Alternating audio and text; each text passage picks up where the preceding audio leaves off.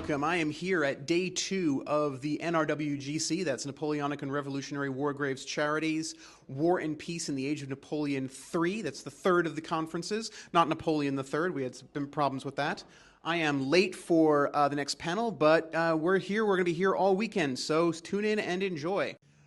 All right, welcome back. I'm here with Katherine Bayford, and we are going to be talking very briefly about her spectacular paper that she just gave. Can you give us a little bit of a briefing, Katherine? Spectacular is very kind.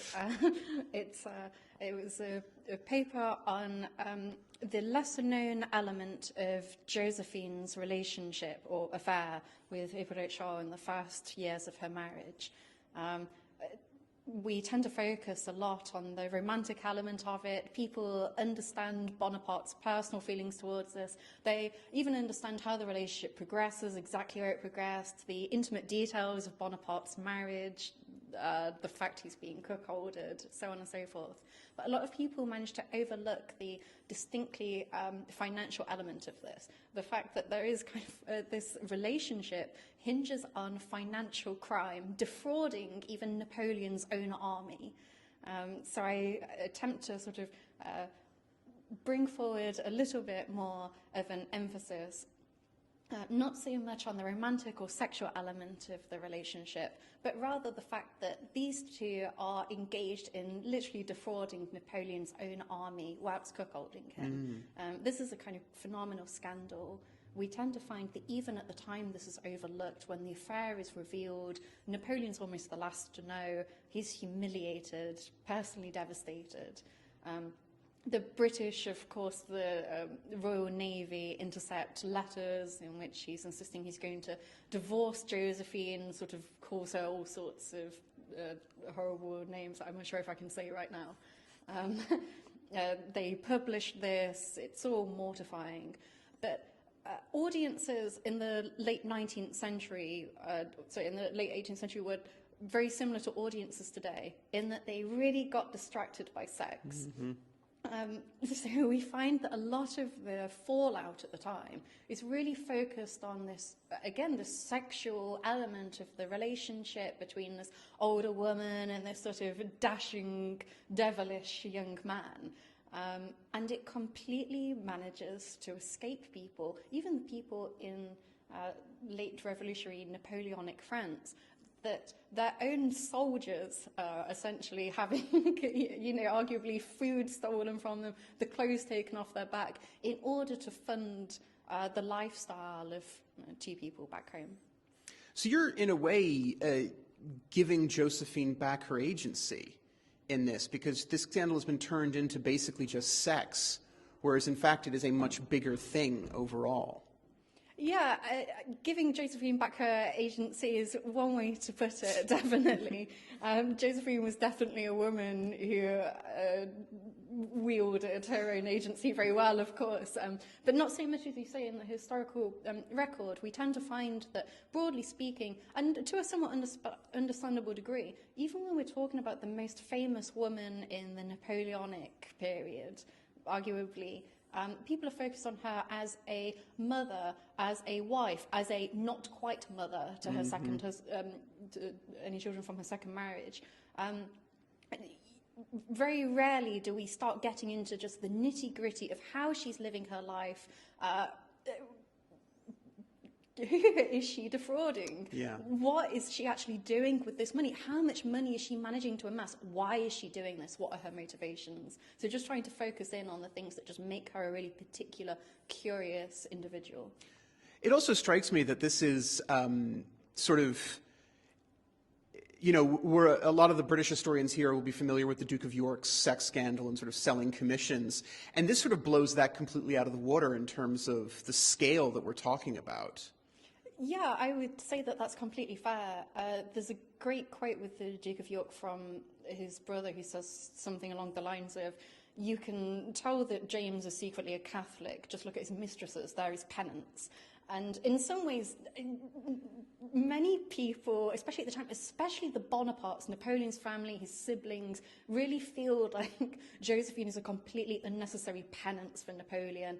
They don't like her in the beginning. They think he shouldn't have married her. She's old, she's ugly. One of his brothers describes her as smelly. They really are quite biting about her. His own mother sort of turns around and is much more polite to Josephine. So if my son's happy, then I'm happy. How wonderful. And privately refers to her as that whore. Speaking of that whore, we've just had Zach White walk in. Hello. See, it's always dangerous for you to give me the microphone, and of course I'm now joining midway through an interview, so I've got no idea what you've said. But what I will say is that from what I'm hearing, everybody really enjoyed your paper, which is good news. That's very kind. And at some point we need to get you on the podcast to actually talk about it in full. I would be very, very happy with that. Fantastic. So I'm not talking to the people behind the camera, I'm talking to the idiot holding the camera. Make it happen, Reynolds. Yes, sir. There we go. Hello again, folks. Please remember, we're still fighting back from that Spotify nightmare.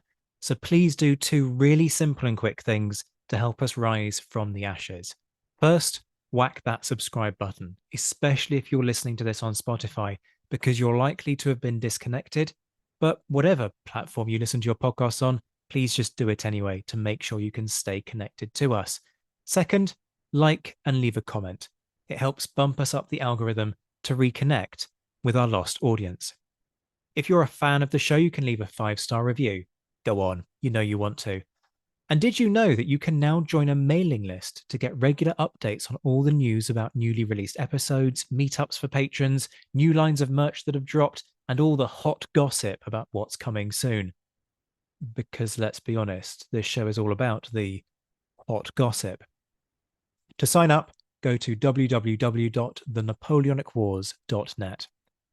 Much love to all my Patreon supporters who are enjoying a rejuvenated and revitalized offering of perks on Patreon. Head to patreon.com/the Napoleonic Wars pod to find out how you can join a buzzing community of like-minded Napoleonic nerds who are enjoying things like courses, socials, a book club, green room access to recordings, early releases, exclusive episodes, and much more. Shout outs to our patrons who, at the time of recording this in mid-August 2024, are in the mentioned and dispatches tier: Rob Griffith, Brendan Teeling, Beatrice de Graaf, Lynn Dawson, Jamie Kingston, Lucy Tatner, Jim Deary, Josh Keeney, Colin Fieldhouse, Stephen Colson, Jim Getz, Stephen Gillen, Hugh Brennan, Alistair Campbell-Grieve, Andy Meakin, Mark Anscombe, Rob Coughlin, Bruins Girl, Noah Fink, Mark Trowbridge, Miles Reedy, Nick Overland, Graham Goodwin, Chris Pramas, Anthony Gumbau, Anonymous American, Martin Pisani, James Fluick, Natasha Hobday, Rod Schwager, Chris Kimball, Gary Dennis, David Graylick, Ted Andrews, Richard Anderson, Arthur Forgy, Sam Moore, Wyatt Pollock, Carol Dixon Smith, Roland Shark, Giovanni, Jean-Baptiste Merlon, and Darla Vincent. And the Admirals: John Haynes, Ryan Diamond, JC Kaiser, Bob Burnham, Mike Guest, Liam Telfer, Todd and Laird Campbell, Rachel Stark, Mark Duckers, David Maxwell, David Priest, Graham Callister, Sean Sullivan, Stephen Ashworth, Dan Hazelwood, Kate Walcombe, Clemens Beman, Charles McKay, Reto the Sci-Fi Fan, Tim Day, Mark Chestnut, Jason Moore, and the enigmatically named Zed.